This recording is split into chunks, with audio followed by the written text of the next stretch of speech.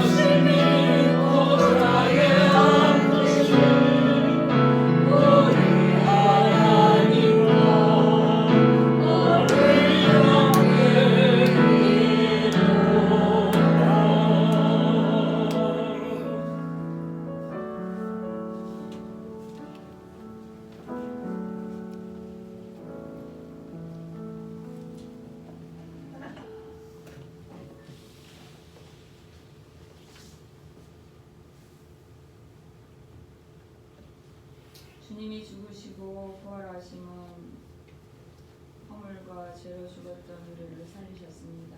아멘. 주의 십자가의 고난으로 우리가 나음을 입었고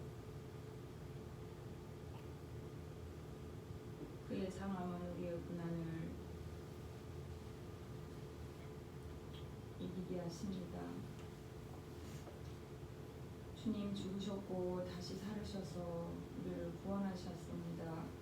그 구원하심이 너무 감사하고 감격하고 정말 너무 기뻐서 즐거워하고 춤춰야 되는 이 시대입니다. 그러나 하나님, 세상은 믿는 자로 하여금 더 위축하게 만들고 악인이 형통하는 것이 부럽고 세상의 악함을 보면서 그 악함으로 인하여 기도하고 불의를 따라 살지 않으려고 애쓰지 않게 않는 것을, 정말 그렇게 살지 못하고 있는 것을 우리는 보게 됩니다. 하나님, 우리가 고난 중에 즐거워할 수 있도록 도와주시고 아픔과 고통을 통하여서 하나님이 그 가운데 계심을 믿을 수 있게 하여 주시옵소서. 아멘. 우리에게 고통이 있고 고난이 있고 늙어가면 슬프고 나이 드는 것이 외롭고 고통스럽고 병들어서 아프고 외롭고 슬프고 삶을 살아가는데 힘들고 어려워서 날마다 하나님 어떻게 살아가냐 하며 우리는 부르짖습니다. 그러나 하나님, 이런 고난들은, 이런 질병들은 모든 이에게 있는 것이며 그리스도인으로서 살아갈 때에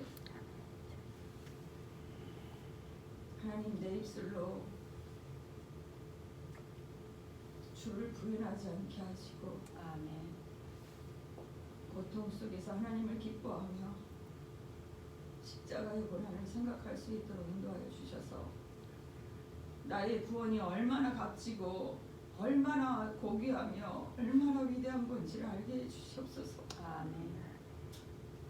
그 구원으로 인하여서 내가 산소망을 가지고 다시 오실 주님을 바라보고 살아갈 수 있게 되지 않았습니까? 하나님, 참으로 감사합니다. 이 부활의 주일에 주님께 온전히 감사와 찬송과 영광을 돌려드립니다. 아멘. 세상이 아무리 악할지라도 우리는 악을 부러워하지 않게 하여 주시고 아멘. 그대의 형통함을 부러워하지 않게 하시며 아멘. 고난 중에 여호와로 인하여 기뻐하며 주님이 나와 함께 하시겠다는 약속을 믿을 수 있게 해주시고 아멘. 우리의 부르짖는 기도에 그 신음하는 고통 속에 함께 하시는 것을 믿을 수 있게 해주시기를 원합니다. 아멘. 그 믿음의 깊이가 더해지고 넓이가 더해지고 높이가 더해져서 많은 사람을 품을 수 있는 그리스도의 사랑으로 우리가 점점 자라갈 수 있게 해주시옵소서. 아멘. 그 크신 주님의 사랑으로 내가 구원받았고 내가 자유함을 얻고 내가 진리 안에서 즐거워할 수 있었습니다.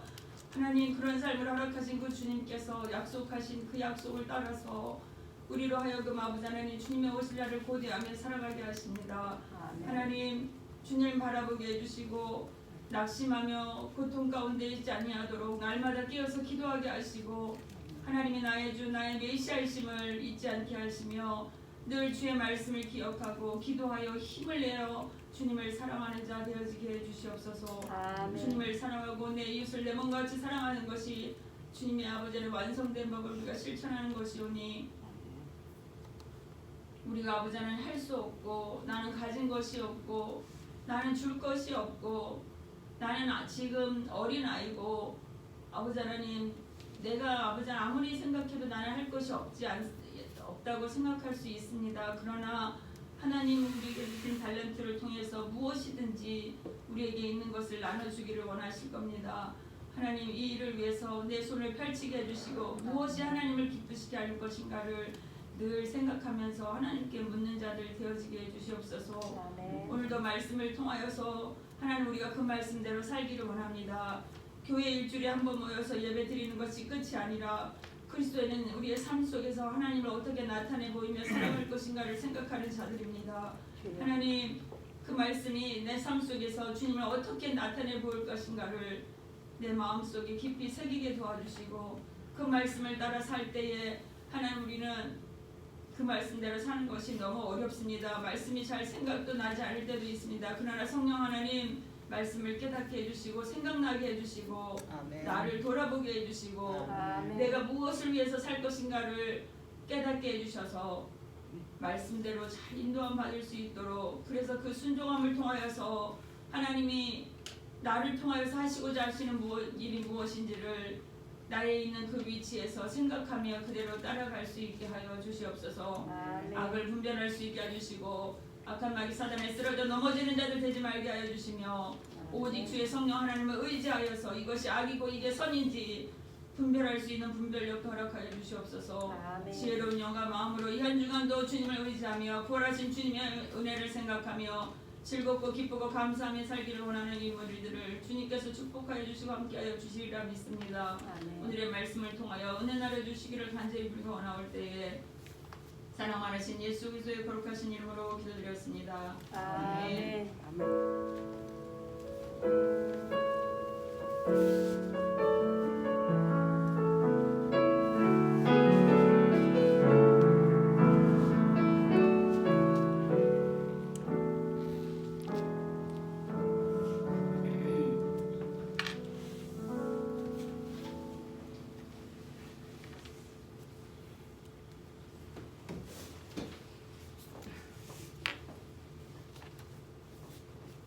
오늘 허락하신 하나님 말씀은 신약성경 고린도전서 15장 1절로 10절입니다.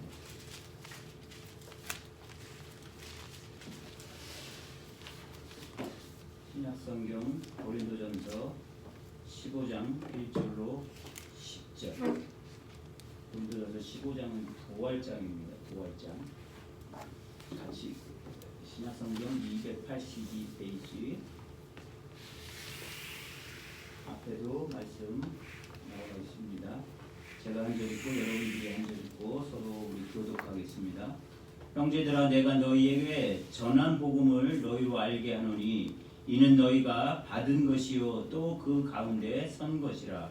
너희가 만일 나의 전한 그 말을 굳게 지키고 헛되이 믿지 아니하였으면 이로 말미암아 구원을 얻으리라. 내가 받은 것을 먼저 너희에게 전하였느니 이는 성경대로 그리스도께서 우리 죄를 위하여 죽으시고 장사 지난 바 아니었다가 성경대로 사흘 만에 다시 살아나사 게바에게 보이시고 후에 12 제자에게와 그 후에 오히려 형제에게 일시에 올리셨나니 그 중에 지금까지 태반이나 살아있고 어떤 이는 잠들었으며 그 후에 야고보에게 보이셨으며 그 후에 모든 사도에게와 맨 나중에 만삭되지 못하여 난 자 같은 내게도 보이셨느니라. 나는 사도 중에 지극히 작은 자라 내가 하나님의 교회를 핍박하였으므로 사도라 칭함을 받기에 감당치 못할 자로라. 그러나 나의 낮은 것은 하나님의 은혜로 된 것이니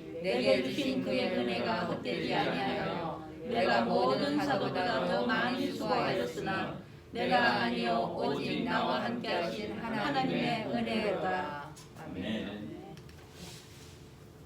할렐루야. 아멘. 예수님이 부활하셨습니다. 아멘. 기쁘십니까? 아멘. 정말 기쁘십니까? 아멘. 그런데 제가 앞에서 보니까 하나도 안 기쁘신 거예요. 기쁘십니까? 하고 물어보는데 여러분들 그냥 아멘. 정말 기쁘십니까? 아멘. 여러분 정말 여러분들 기쁘시다면 이렇게 기쁨을 표현하면 안 되는 거예요.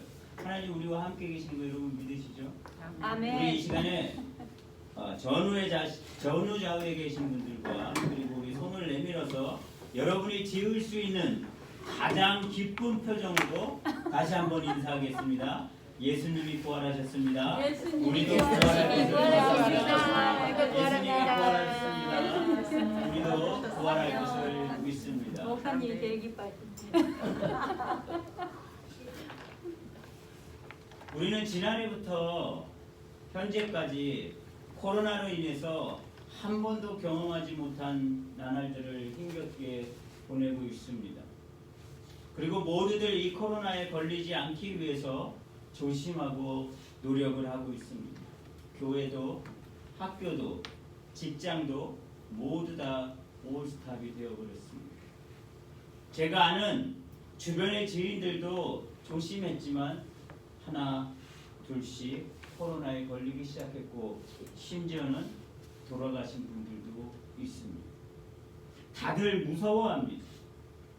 두려워합니다. 백신을 맞아도 100% 안심할 수 없다고 말을 합니다. 아주 두려운 세상이 되어버렸습니다. 그러나 우리가 한편으로 다르게 생각해 보시기 바랍니다. 눈에 보이지도 않는 이 작은 코로나 바이러스 하나 때문에 온 세상이 이렇게 두려워하고 무서워하는데 정작 영혼의 문제, 영생의 문제, 죄의 문제에 대해서 우리가 이렇게 벌벌 떨며 무서워하고 있냐라고 하는 겁니다. 제가 보면 아닌 것 같아요. 마치 천년 만년을 살 사람처럼 걱정하지 않습니다. 아무런 준비도 하지 않습니다.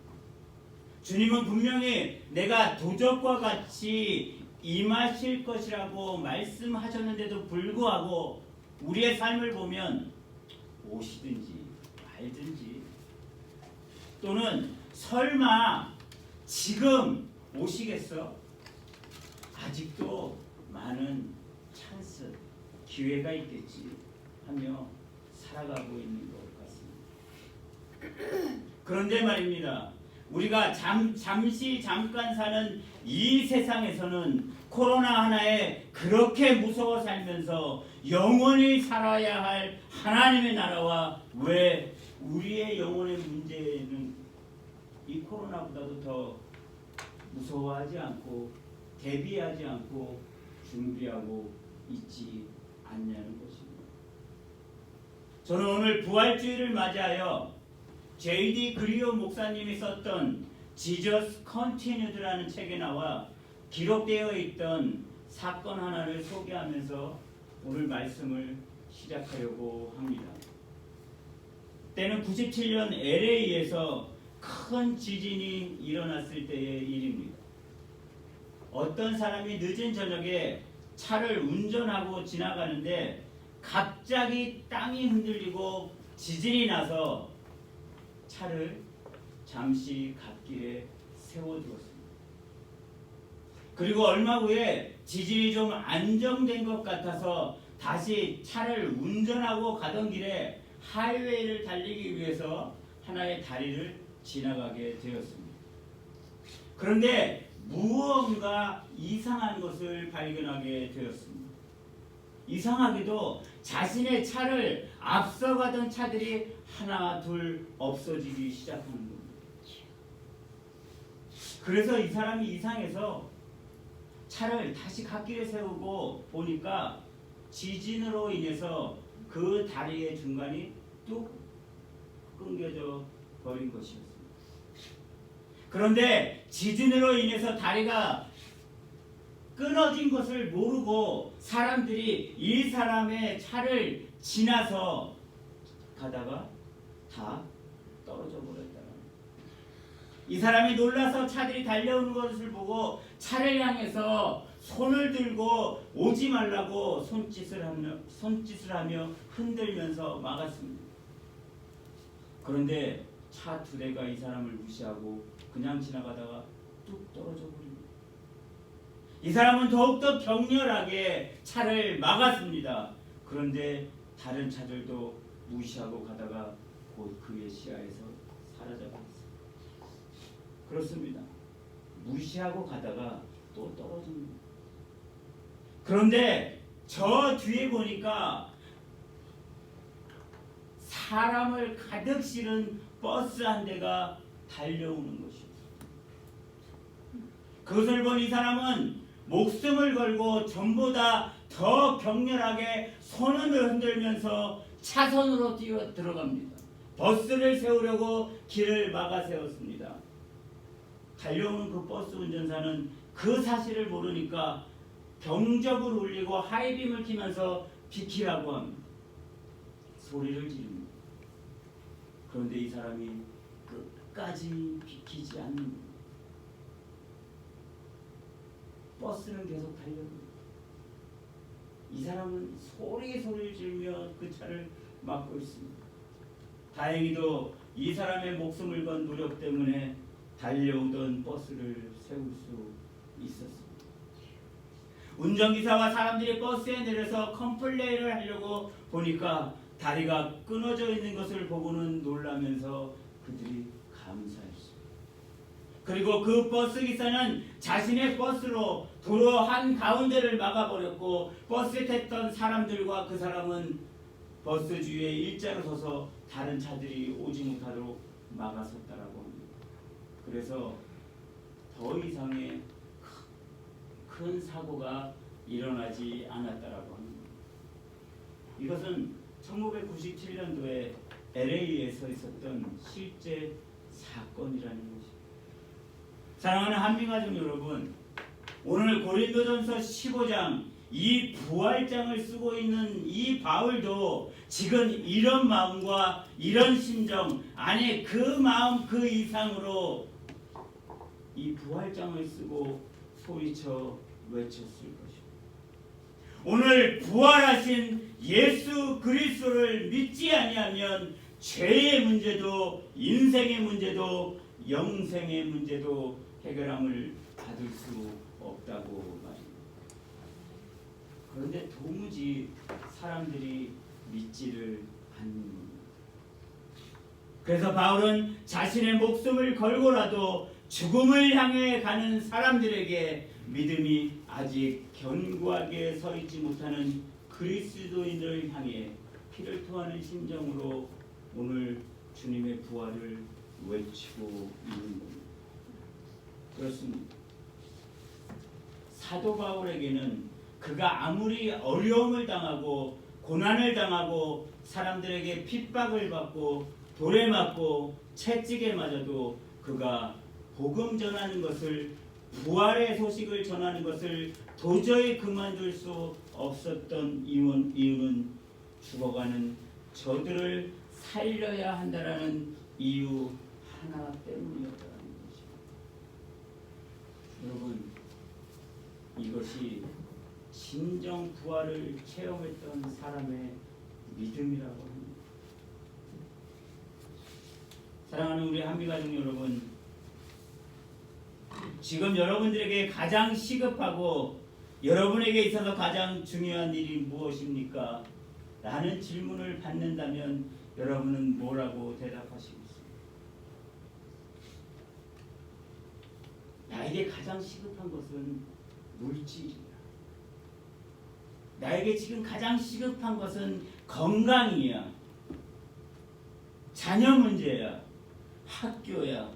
직장이야. 이렇게 여러 가지로 말할 수 있을 것입니다. 그러나 여러분, 성경은 이것이 진정한 답이 아니라고 말씀합니다. 성경이 이 부분에 있어서 명확하게 말씀하고 있는 것이 있는데 여러분들에게, 우리에게, 저에게 가장 시급하고 가장 근본적인 문제는 내 영혼의 죄의 문제라고 성경이 말씀하고 있다는 겁니다.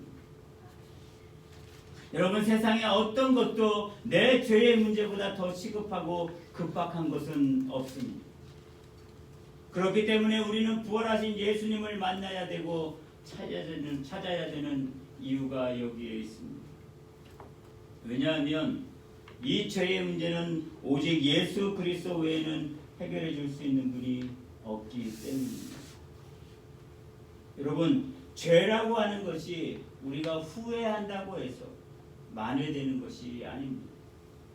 죄라고 하는 것이 우리가 지은 죄의 깊이만큼 내가 좀 고생하면 되고, 내가 죄 지은 만큼 고통당하면 되고, 내가 죄에서 자유하면 되는 이런 문제가 아니라는 겁니다. 성경은 반드시 용서받아야 되고 해결돼야 되는 것이 죄의 문제라고 말씀하시고 있으며, 예수님이 그런 우리들의 죄 때문에 십자가에서 죽으셨다라고 하는 것을 우리는 기억합니다. 해야 하는 것입니다. 그런데 우리가 여기서 깊게 생각해 보아야 될 문제가 있습니다. 아니, 예수님이 우리들의 죄 때문에 죽으셨다면 예수님이 십자가에 죽어야만 해결되는 나의 죄는 도대체 무엇인가? 이것에 대해서 생각해 봐야 한다는 것입니다. 우리가 흔히 죄라고 하면 우리가 쉽게 떠올리는 것이 있습니다. 사기, 거짓말, 도적질, 살인, 음란, 수근거림, 악독 이런 것들을 떠올립니다. 그러나 성경에서는 명확하게 말씀하고 있는 것이 뭐냐면 우리가 좀 전에 말한 이런 것들은 죄 그 자체가 아니라 죄로 인해 생겨나는 열매나 죄의 결과라고 하는 거예요. 다시 말해서 죄의 본질인 뿌리, 그 뿌리가 땅에 박혀 있는 한 이 열매들은 그저 시간이 지나면 또다시 자연스럽게 열리는 것이라는 것입니다. 그래서 우리가 그 죄에 대한 열매들을 하나둘씩 따서 버린다고 해서 이 죄의 문제가 완전히 해결되지 않는다라고 하는 것입니다. 여러분 아시지 않습니까? 우리가 죄를 짓고 회개 한 번, 후회 한 번 안 해본 사람이 어디에 있습니까? 그래도 양심은 있으니까 회개하고 며칠은 좀 잠잠합니다. 우리가 좀 참습니다. 그러나 시간이 조금 지나면 죄의 열매가 다시 스물스물 올라옵니다. 그러면 또 이 죄의 열매가 열렸네 하며 그것을 따버립니다. 회개한다라고 합니다. 그런데 시간이 지나면 또 이 죄의 열매가 스물스물 올라오지 않습니다. 그리고 이러한 일들이 반복되면 우리는 어떤 생각을 합니까? 역시 나는 안 되는구나. 나는 예수님을 믿어도 아무런 소용이 없구나. 이런 좌절감에 빠진다라고 합니다. 그러므로 우리가 알아야 할 것은 우리가 신앙생활을 하면서 싸워야 할 대상은 죄의 결과가 아니라 죄의 본질이고 죄의 뿌리라고 하는 겁니다. 그러면 죄의 본질이 무엇입니까? 여러분이 생각하는 죄의 본질은 무엇입니까? 우리 PPT의 오늘 말씀 로마서 1장 21절 우리가 하나님의 말씀을 같이 한 목소리로 읽어보겠습니다. 시작. 하나님을 알되 하나님으로 영화롭기도 아니하며 감사하기도 아니하고 오히려 그 생각이 허망하여지며 미련한 마음이 어두워졌다니. 하나님을 알되 하나님으로 영화롭게 아니하며 감사치도 아니하고 오히려 그 생각이 허망하여지며 미련한 마음이 어두워졌나니. 이게 죄의 본질이라고 합니다. 우리 모두가 하나님을 알아요. 그런데 하나님을 영화롭게 하지 않는다라고 하는 겁니다. 우리가 다 알고 있어요. 그런데 하나님께 감사하지 않는 것이 이게 바로 죄의 본질이라고 합니다. 또 다음 말씀 볼까요? 우리 로마서 1장 28절 상반절에 이렇게 말씀이 기록되고 있습니다. 우리 같이 읽겠습니다. 시작. 또한 저희가 마음에 하나님 두기를 싫어하며. 그렇습니다. 죄의 본질에 대해서 성경은 하나님의 하나님 되심을 인정하지 않고 하나님의 하나님 되심을 거절하는 것, 즉 내 마음에 하나님 두기를 싫어하는 것이 죄의 본질이고 뿌리라고 말씀하고 있다는 것입니다. 따라서 죄의 본질은 살인도 거짓말도 음란도 시기도 악독도 아니라 하나님이 내 인생의 주인 되심을 인정하지 않고 그저 내가 내 인생의 주인이 되려고 하는 것, 이것이 죄의 본질이라고 합니다. 여러분, 왜 귀신이 예수님을 보고도 구원받지 못하는지 여러분들 아십니까? 예수님이 하나님의 아들이신 것을 귀신들도 다 알고 있습니다. 우리 성경을 보면 말씀이 기록되어져 있죠. 그런데 귀신들이 공통적으로 이렇게 대답합니다. 당신이 나와 무슨 상관이 있습니까? 상관이 없다라고 하는 겁니다. 당신이 나의 인생의 주인이 될 수 없다라고 하는 겁니다. 사랑하는 우리 한미가족 여러분, 하나님하고 여러분 상관이 있으십니까? 하나님과 상관이 있으셔야 돼요. 예수님을 우리 주님으로 믿고 고백해야 한다는 것입니다. 그렇습니다. 우리가 잊지 말아야 하는 것은 내 인생은 나의 것이라고 생각하는 순간부터 우리는 죄의 본질에 사로잡혀 살아갈 수밖에 없다는 겁니다. 우리가 1980년대 굉장히 히트했던 노래 있지 않습니까? 내 인생은 난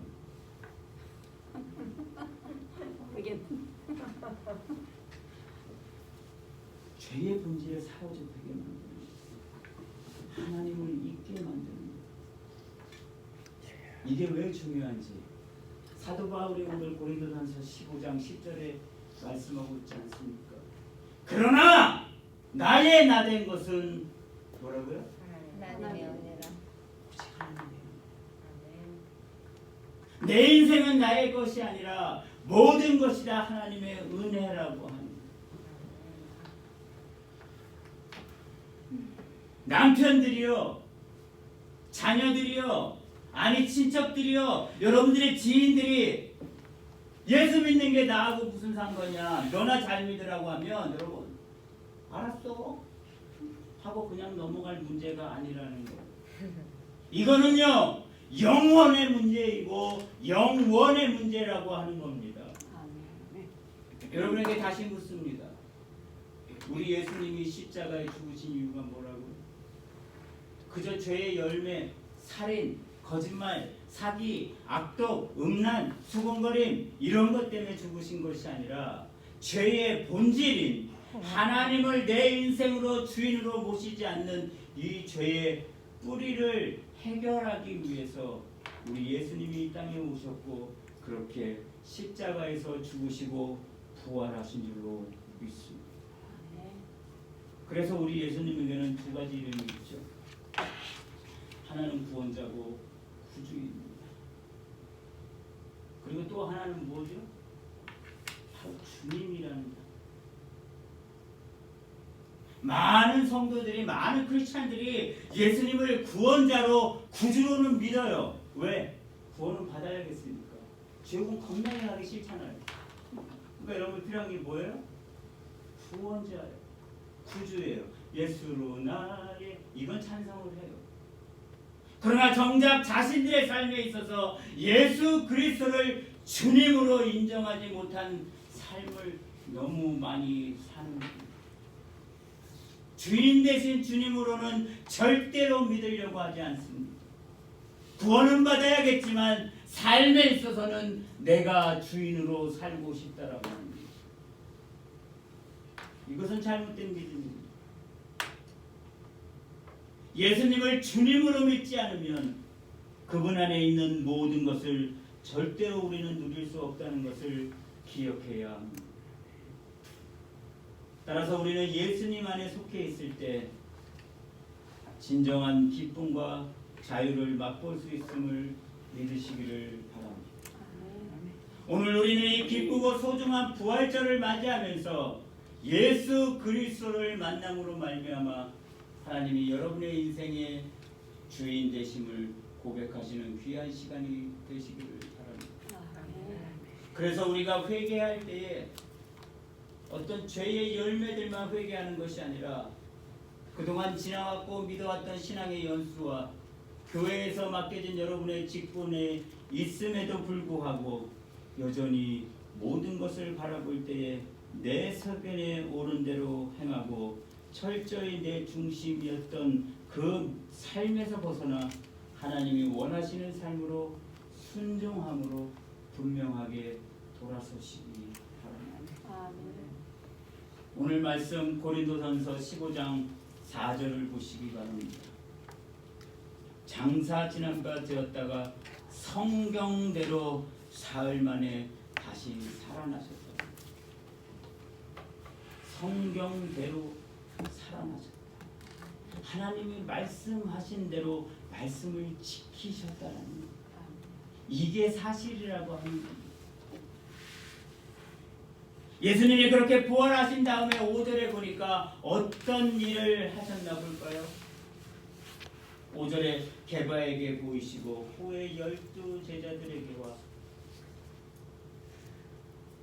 그 후에 500여 형제들에게 일시에 보이셨나니 그 중에 지금까지 태반이나 살아있고 어떤 이는 잠들었으며 그 후에 야고보에게 보이셨으며 그 후에 모든 사도에게와 맨 나중에 만삭되지 못하여 난 자 같은 내게도 보이십니다. 여러분 오늘 사도 바울이 계속 반복해서 사용하는 단어가 뭐죠? 보이셨고 보이셨고 보이셨고 보이셨고 보이셨느니라. 부활하신 주님이 제자들에게 나타나셔서 당신의 몸을 보여주셨다는 겁니다. 사도 바울이 왜 이것을 썼을까요? 성경대로 사흘 만에 죽은 자 가운데서 다시 살아나셨다라고 말씀했는데 사람들이 도무지 믿지 못한다라고 합니다. 사람들만 믿자는 건 괜찮은데 문제는 제자들도 믿지를 못하잖아요. 누가복음 24장에서 보면 엠마오로 가는 두 제자에 대한 말씀이 등장하고 있습니다. 한 사람은 글로바이고 또 한 사람은 누구인지 성경에 이름이 나와 있지 않아요. 그런데 이 두 자들이 이미 예수님의 부활의 소식을 들었죠. 그들이 예수님이 부활하셨다는 사실을 알고 있었습니다. 그런데 그 부활의 소식을 들었음에도 불구하고 그들에게 뭐가 없었다고요? 믿음이 없었어요. 그들이 믿음이 없었다는 것을 알 수 있는 것은 누가복음 24장에 보면 그들이 슬픈 빛을 띠고 걸어갔다라고 성경이 기록하고 있기 때문입니다. 우리가 예배 시작할 때 인사했죠. 주님이 부활하셨습니다. 기쁘십니까? 여러분들이 아멘 했어요. 이 엠마오로 가는 두 제자가 예수님이 부활하셨다는 사실을 알았습니다. 그런데 뭐 했다고요? 믿지를 않았어요. 알았는데 믿지를 않았어요. 그러니까 성경은 뭐라고 했다고요? 그들이 슬픈 빛을 띠고 걸어갔다라는 거예요. 아무런 소망 없이 다 끝났구나. 왜? 예수님이 죽으셨어. 근데 부활이 믿겨지지 않는 거예요. 이런 믿음 없는 두 제자들에게 예수님이 찾아오셨습니다. 우리 다음 PPT 누가복음 24장 16절에 말씀을 우리 같이 한 목소리로 읽겠습니다. 시작. 저희가 눈이 가려워져서 그인 줄 알아보지 못하거늘 저희가 눈이 가려워져서 그인 줄 알아보지 못했다. 예수님이 이 믿음 없는 두 제자들을 찾아오셨으나 그들이 예수님을 알아보지 못했다라고 합니다. 이게 낙심한 사람들의 특징입니다. 성령님이 나와 함께 계시고 내주하신 하나님이 옆에 있는데도 불구하고 뭐라고요? 그인 줄 알지 못하고 우리 다음 PPT 보겠습니다. 누가복음 24장 30절로 31절. 자, 시작. 예수께서 저희와 함께 음식 잡수실 때에 떡을 가지사 축사하시고 떼어 저희에게 주시매 저희 눈이 밝아져 그인 줄 알아보더니 예수는 저희에게 보이지 아니하시는지라. 그렇습니다. 믿음이 연약하면 주님이 옆에 계셔도 우리는 알지 못합니다. 아무리 성령님이 내 안에 계셔도 우리가 믿음이 없으면 성령님이 역사하실 수 없다라고 합니다. 그러므로 우리는 이 말씀을 통해서 우리가 신앙생활에서 반드시 두 가지가 충족되어야 하는데 첫 번째는 뭐냐면 내가 애써서 예수님을 만나는 게 아니라는 거예요. 아멘. 이 말의 뜻은 주님이 주권적으로 나를 찾아와 주시는 은혜가 먼저 필요하다라는 거예요. 내 노력으로 구하고 찾는 게 아니라는 거예요. 그리고 두 번째로 나를 찾아와 주시는 예수님을 만날 때 무엇이 필요합니까? 그것을 볼 수 있는 영안이 열려야 한다. 저희 눈이 밝아져 그인 줄 알아.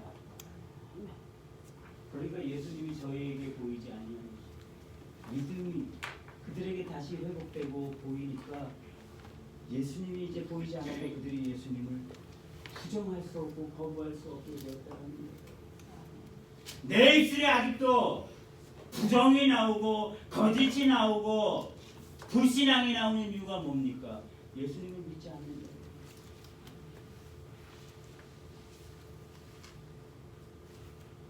여러분 이해가 되십니까? 아무리 예수님이 부활을 하셨다 해도 그 부활의 주님이 저와 여러분에게 나타나 주시지 않는다면 그것은 아무런 상관없는 것이 되어버립니다. 그러므로 우리 오늘 이 고린도전서 5절로 8절에서 우리에게 하나님이 가르쳐 주시는 사랑이 무엇입니까? 하나님의 사랑은 나타나시는 보이시는 사랑이라고. 그러면 이 부활하신 주님이 나타나시는데 누구에게 나타나십니까? 믿음을 회복해야 하는 제자들에게, 오늘 성도들에게 나타나신다는. 이 당시 베드로를 위시하여 수많은 제자들은 영락없이 실패한 자들의 모습이었습니다. 우리 다음 PPT 볼까요? 요한복음 21장 3절. 자, 우리 다 같이 읽겠습니다. 시작. 시몬 베드로가 나는 물고기를 잡으러 간다 하매 저희가 우리도 함께 가겠다 하고 나가서 배에 올랐으나 이 밤에 아무도 잡지 못하였더니. 이 한 구절을 보면 베드로가 인생에 실패했던 세 가지의 모습과 우리가 인생에 실패하는 세 가지 모습이 담겨져 있습니다. 첫 번째 베드로의 실패가 무엇이었습니까? 예수 그리스도가 십자가에 죽으신 이후에 자기의 신앙생활을 포기하고 자포자기해서 옛날로 되돌아가는 베드로의 모습을 보게 됩니다. 시몬 베드로가 가로되, 아유, 예수님도 죽었고 나는 다시 물고기나 잡으러 가야지. 사업이 안 돼요. 내가 병이 들었어요. 내 자녀가 잘못됐어요. 내 인생이 꼬이기 시작했어요. 남편이 뭐라 합니다. 또 그렇게 예수 잘 믿는다고 잘난 척하더니 우리 집 꼬라지를 봐라. 그럼 여러분 뭐라고 합니까? 나는 물고기나 잡으러 가야겠다. 예수는 무슨 예수냐? 그냥 옛날에 세트나 쓸 대로 가야겠다. 이게 뭐라고요? 부활을 믿지 못한, 예수님을 믿지 못한 제자들, 우리들의 모습이야. 여러분 다시 여러분 예수 믿지 않던 옛날로 돌아가고 싶습니까? 안 돼요. 두 번째 실패가 무엇입니까? 이 베드로가 주변 동료들에게 나쁜 영향을 끼치는 것을 볼 수 있죠.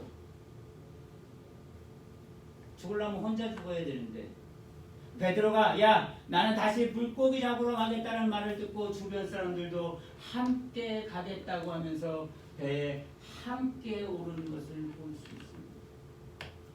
물론 베드로가 의도하지는 않았겠지만 베드로의 자포자기하는 모습, 그 모습을 보고 주변에 있는 모든 사람들까지도 무너뜨리고 있는 것을 볼 수 있습니다.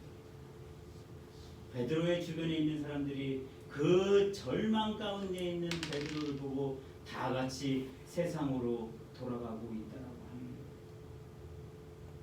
이 자리에 있는 여러분들이 왜 중요합니까? 여러분이 주변에 악 영향을 끼치는 사람이 될 수도 있고 주변에 선한 영향을 끼칠 수 있는 사람이 되는데 어떤 사람이 되어야 된다고요? 선한 영향을 끼치는 사람.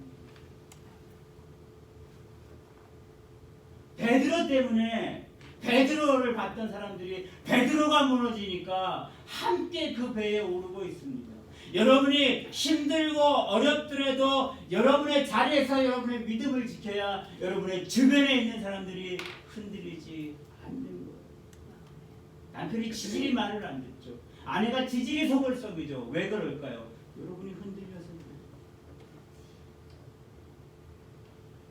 남편이 불평하면 남편을 달래고 여러분 기도해야죠. 지금까지 반맥이 어디다 대고 승질이. 여러분들이 오히려 더 큰 목소리를 내지 않습니까? 남편 기를 죽여요. 아내를 툭 째려보면서 말도 못하게 하죠.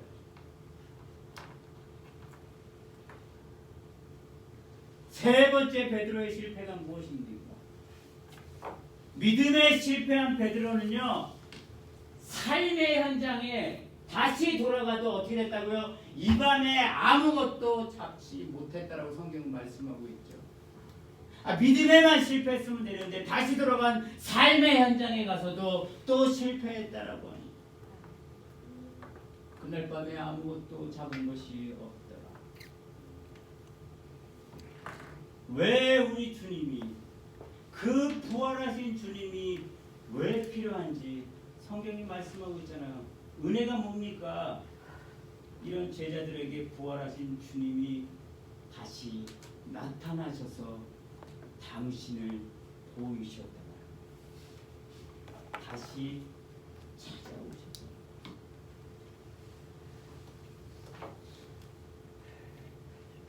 우리는 예수님의 이 다시 찾아오시는 은혜가 없으면 살 수 없는 사람입니다. 어떻게 보면 베드로는 이 세 가지 실수를 했을지 몰라요. 그러나 우리는 30가지, 40가지, 50가지가 넘는 실수를 하고 있지 않습니까? 그런데도 우리가 이렇게 희망이 있는 게 뭐예요? 오늘 이 부활절을 맞이하는 우리 부활하신 예수님이 다시 우리를 찾아와 주십니다. 사랑하는 한민가족 여러분, 이 말씀이, 이 부활절이, 이 예수님의 부활이 오늘 우리에게 위로가 되지 않습니까? 이 예배에 우리를 하나님께서 찾아와 주시는데 그 찾아와 주는 대상이 세상에서 성공하고 박수받고 6일 동안 사람들에게 그 실력을 인정받았던 사람들에게만 다시 나타나시는 것이 아니라 초라하고 보잘것이 없고 때로는 실패하고 낙심해 있는 우리 같은 사람에게도 예외 없이 찾아오시고 보이시는 축복과 위로의 메시지인 줄로 믿습니다. 아멘. 여러분, 제자들이요, 처음에는 이렇게 예수님의 부활을 믿지 않았습니다. 그런데 부활하신 그 주님을 다시 만나고 나니까 어떻게 변합니까? 모든 제자들이 복음을 전하기 위해서 전 세계로 퍼져나가고 매맞고 핍박당하고 감옥에 가고 심지어는 순교하는 죽음을 당해도 예수님을 부인하지 않고 예수님을 증거하는 겁니다. 그래서 그들은 얘기합니다. 우리가 이 부활의 진정한 진리. 심지어 베드로는 십자가에 죽기 전에 이런 이야기를 했다고 하죠. 아니, 우리 주님이 십자가에 매달려 죽었는데 내가 어떻게 예수님과 똑같이 죽을 수 있는가? 나를 거꾸로 매달아 주세요. 이랬다라는 거죠. 여러분에게 이런 믿음이 있습니까? 예수님이 십자가에 매달려 죽었는데 내가 예수님과 똑같이 죽을 수 있느냐? 나는 안 아프게 죽어야 된다. 그냥 주사 놔주세요. 아니면 여러분 안 죽으면 안 될까요? 여러분 이 믿음 가지고 있지 않습니까? 근데 진정한 부활의 증언했던 베드로가 고백하죠. 내가 어떻게 예수님처럼 그렇게 편안하게 죽을까? 나는 더 그 십자가 달려 죽으신 것처럼 죽을 수가 없으니까 나를 더 잔혹하게 힘들게 거꾸로 매달려 주시라. 그 앞에까지 부활을 부정하지 않고 인정하며 하나님을 주인 되심을 고백하며 있어요. 이게 부활을 믿는 사람의 부활의 신앙이라는 거예요.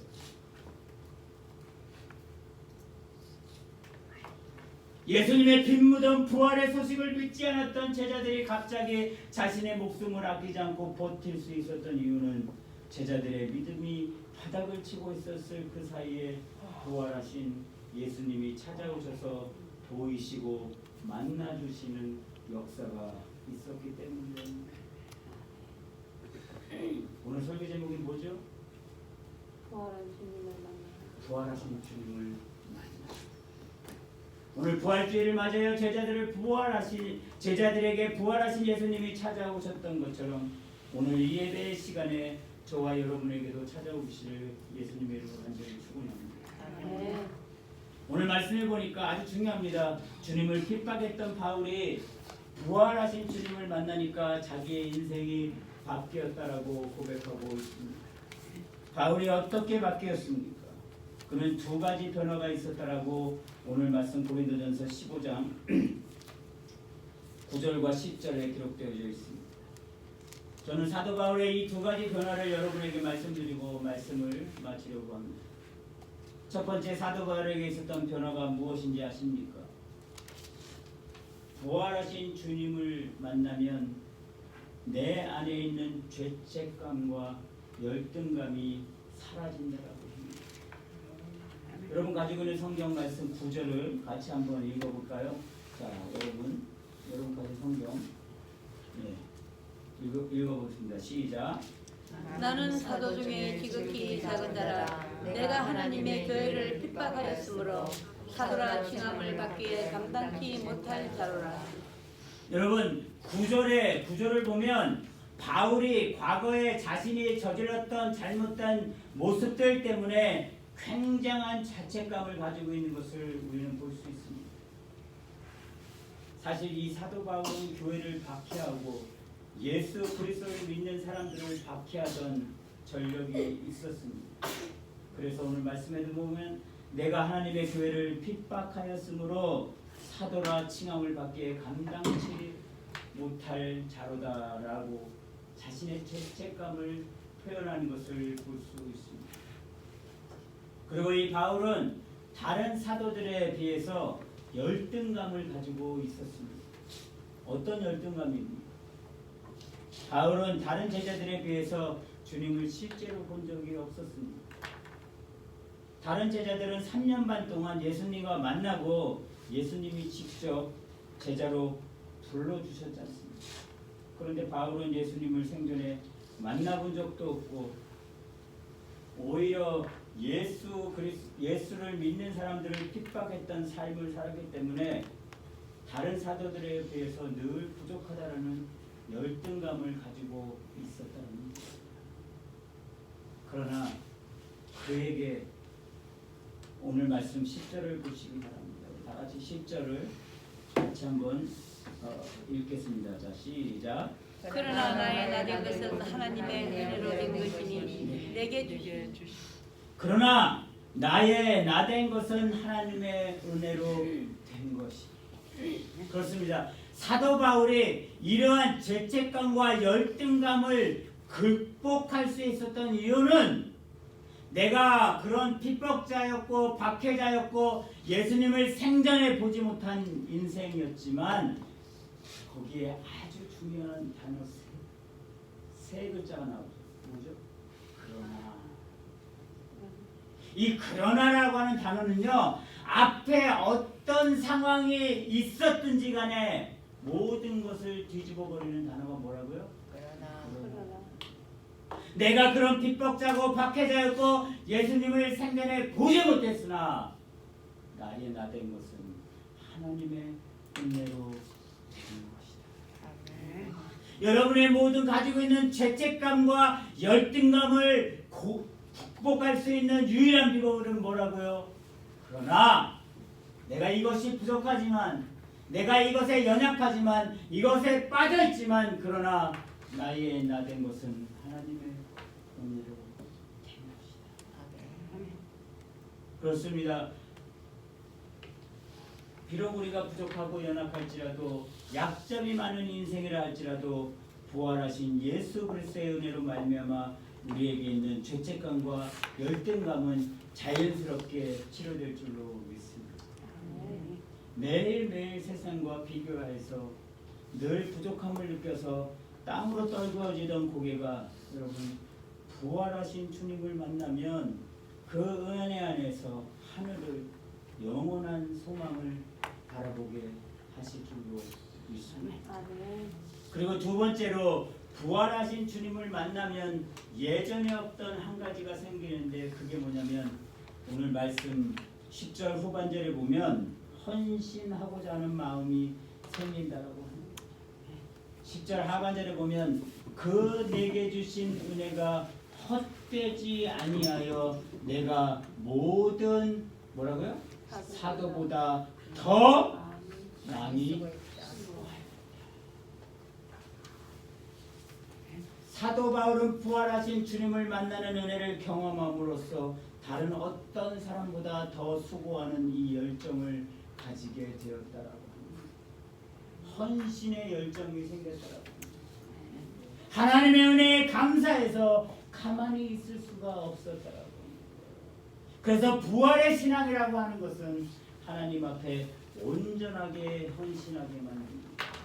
온전히 우리 자신을 포기하게 만들고 온전히 우리의 죽음조차도 하나님 앞에 내어놓게 만든다는 겁니다. 이게 바로 부활의 신앙이라고 합니다. 우리가 은혜를 받고 나면요 가정에서도요 부실한 남편을 만나서 이런저런 어려움이 있다 할지라도 그래도 내가 내 남편을 잘 섬겨야 하겠다라는 마음이 생기는 것이 정상인 줄로 믿습니다. 아멘.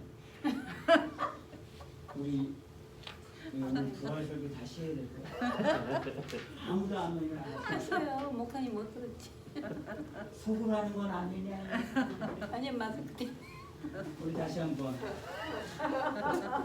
우리가 진정한 이 부활의 은혜를 받고 나면 가정에서도요 부실한 남편을 만나서 이런저런 어려움이 있다 할지라도 그래도 내가 내 남편을 잘 섬겨야 되겠다는 마음이 생기는 것이 정상인 줄로 믿습니다.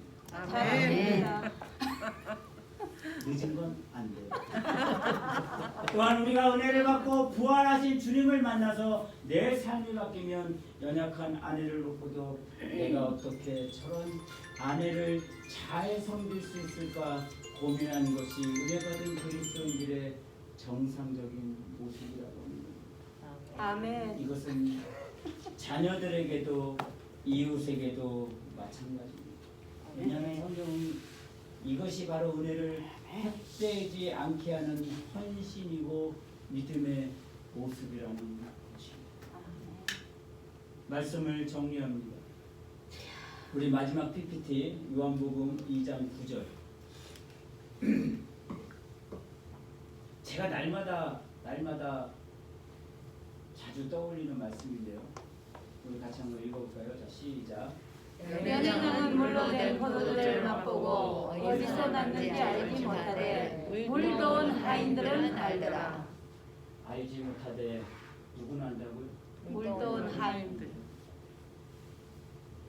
사랑하는 한미가족 여러분, 부활하신 주님을 믿는 저와 여러분들은 물이 포도주로 바뀐 이것을 마시면서 연회장처럼 이 포도주가 너무너무 달고 맛있다 하면서 이것들을 맛보면서 즐기다 끝내는 인생이 우리 인생이 아니라는 저와 여러분들은요 부활하신 주님을 만났다면 물이 포도주로 바뀌어지는 그 주님의 사역에 순종하고 동참했던 물떠온 하인과 같은 주님의 복음의 사역에 묵묵히 헌신하고 순종하는 것이 우리들의 사명이고 그것이 바로 부활의 증인된 삶인 줄로 믿습니다. 아멘.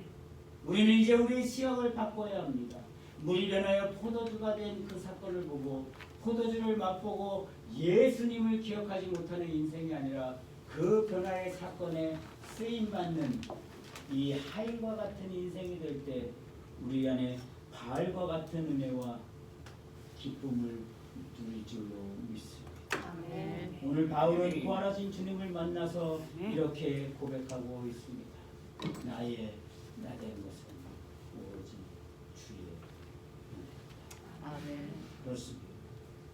우리를 위해서 십자가에 죽으시고 우리를 위해 다시 부활하신 주님을 믿게 하시고 우리도 주님처럼 다시 부활할 것을 믿게 하신 이 모든 것이 오로지 다 주님의 은혜임을 믿으시길 바랍니다. 아멘. 그러므로 부활은 우리에게 가장 큰 기쁨이고 소망이고 은혜입니다. 아멘. 오늘 이 거룩한 부활주의를 감사함으로 은혜로 받아 누리시는 저와 여러분이 되시기를 예수님의 이름으로 간절히 축원합니다. 아멘. 기도하겠습니다. 아버지 하나님, 우리의 삶을 돌아봤을 때 우리가 얼마나 부족하고 연약함을 느낍니까? 죄책감도 있고 열등감도 있고 때로는 낙심되고 절망되고 소망도 없고 힘들고 어렵습니다. 그러나 이 부활의 주님을 다시 만나면 오늘 사도 바울이 고백했던 것처럼 그러나 내 인생이 힘들고 어렵고 괴롭고 지금까지 어려웠을지라도 그러나 나의 나된 것은 오로지 주의 은혜로다. 아멘. 모든 것을 이길 수 있고 견딜 수 있고 참을 수 있고 다시 일어날 수 있는 모든 그 능력의 원천이 주님께 있으며 그 모든 것이 주님의 은혜임을 고백하는 우리 사랑하는 한미 가족들 될 수 있도록 인도하여 주시옵시고 이 부활의 기쁨, 이 부활의 소망을 회복해서 정말 이 사도 바울이 다른 그 어떤 사도들보다 더 많이 수고하였던 것처럼 주님의 나라와 아버지 하나님의 교회와 우리 사랑하는 가정과 우리와 함께하는 모든 이웃들과 온 세상을 위해서 더 많이 수고하고 애쓰는 우리 사랑하는 한미 가족들 될 수 있도록 복의 복을 더하여 주시옵시고 강건함을 더하여 주시옵시고 아버지 부활의 증인이 되어서 아버지 그들이 아버지 하나님 정말로 하나님의 말씀대로 순종하며 살아갈 때 성경대로 하나님께서 다시 살아났던 것처럼 성경대로 그들의 인생이 다시 살아나게 도와주시고 성경대로 그들에게 하나님이 허락하신 모든 축복이 이루어질 수 있도록 축복하여 주시옵소서. 예수님의 귀하신 이름으로 간절히 기도드리옵나이다. 아멘.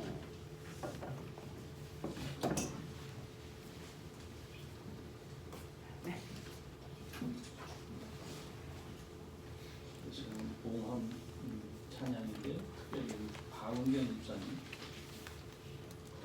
특별 연주가 있겠습니다.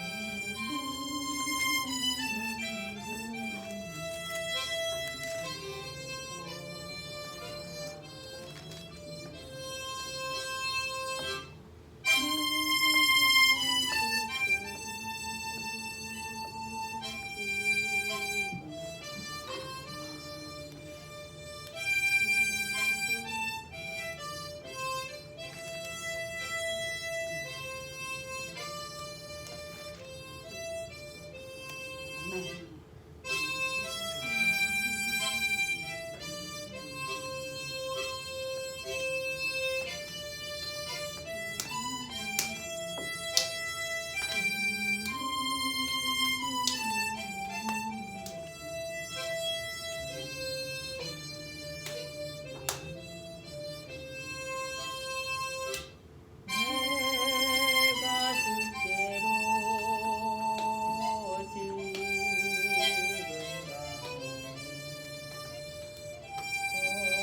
돌보다에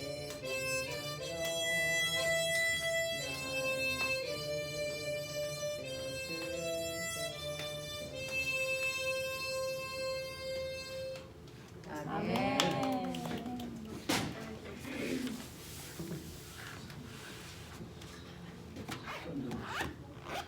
성도를 위해서 기도하겠습니다. 전능하신 하나님, 사랑하는 자녀들이 부활주의를 기념해서 우리 주님 앞에 예배드리며 정성껏 예물을 주님 앞에 드렸습니다. 전능하신 하나님, 사랑하는 자녀들의 삶 가운데 부활하신 주님의 능력이 나타나기를 원합니다.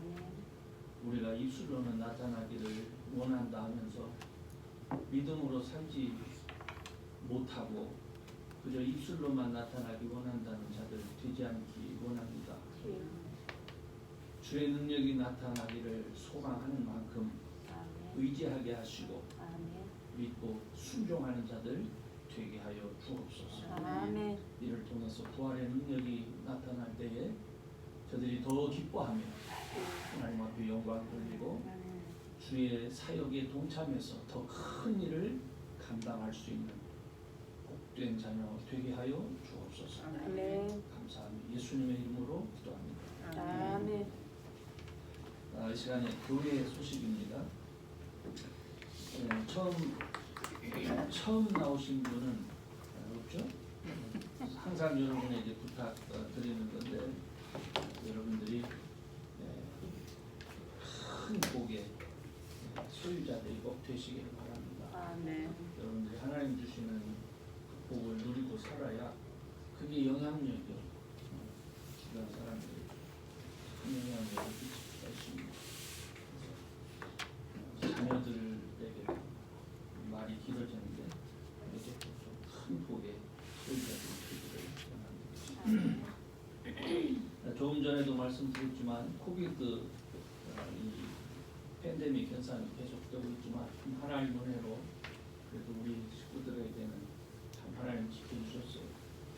늘 제가 소망하는 것은 정말 우리 교회 하나님의 지켜주신 하나님의 돌보심을 함께하기를 원합니다. 그 대신 하나님이 조금 전에 말씀드린 것처럼 돌보시기를 원하는데 여러분 스스로가 망가지면 안 됩니다. 하나님 앞에 우리가 부족하지만 더 찾고 가까이 가고 정결한 사람들 되시기를 바랍니다. 우리 유태훈 목사님 또 여기 이름 다 쓰다 보면 우리 교인 모두 다 이렇게 다 지금 몸은 정상이 아니에요. 그래서 우리가 특히 또 요새 뭐죠 이 아까 쿨룩쿨룩 하잖아요. 민망 비비고 알러지 이게 시즌이 시작했어요. 위에서도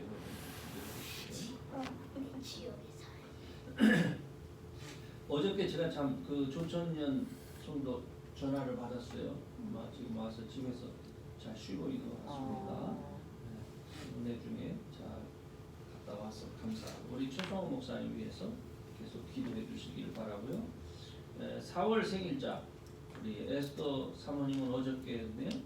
또 우리 김정숙 자매 또 넬슨 산성 계속해서 제가 오늘 어떤 애들이 이렇게 오니까 이 주일마다 교회에서 아이들을 위해서 특별히 좀 프로그램을 좀 뭐라 하죠? 먹는 프로그램이라도 만들어야 되겠다 이런 생각을 했어요. 먹는 프로그램? 네. 와서 뭐 먹고 싶은 거 먹게. 맛있겠다. 우리가 좀 잘 준비해서 그런 거를 좀 해야 되겠다는 생각이 있습니다. 아이들의 신앙이 중요하다는 얘기죠. 오늘 부활주일인데 교회에서는 김밥을 또 주일학교 여기 뭐 작년 부활난 계란은 우리 유 목사님 가정에서 준비하셨고요. 그 다음에 우리 그 떡을 또 우리 국현수 권사님하고 박은병 집사님, 박은병 집사님 안 했어요. 주셨습니다. 감사합니다. 뭐 특별한 광고도 있으십니다. 우리 수요일 우리 목회자 또 정기 모임도 있고요. 또 수요일에 잊지 마시고 다 들어오시기를 바랍니다. 우리 다 같이 일어나셔서 찬송가 155장 부르신 다음에 이동 목사님 축도하시고 마치겠습니다.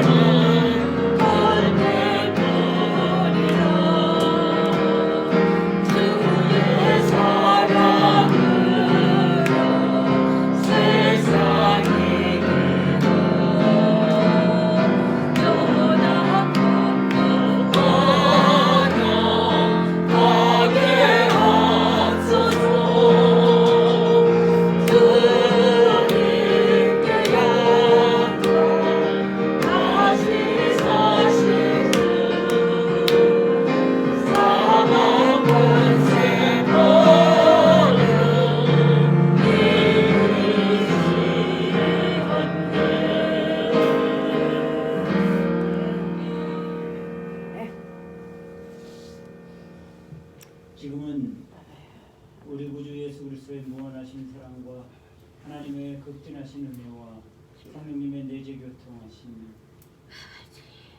이 부활하신 주님을 만나고 성경대로 예수님이 다시 부활하시고 살아나셨던 것처럼 우리의 인생도 우리의 가정도 우리의 사업장도 다시 한번 일어나며 그 주님의 부활을 증거할 수 있도록 온전히 회복시켜 주실 예수님을 믿고 의지하고 돌아가는 우리 사랑하는 우리 한미 가족들 머리 위에와 그 자녀들 그 사업장 위에 지금으로부터 영원토록 함께 계시옵기를 간절히 축원하옵나이다. 아멘.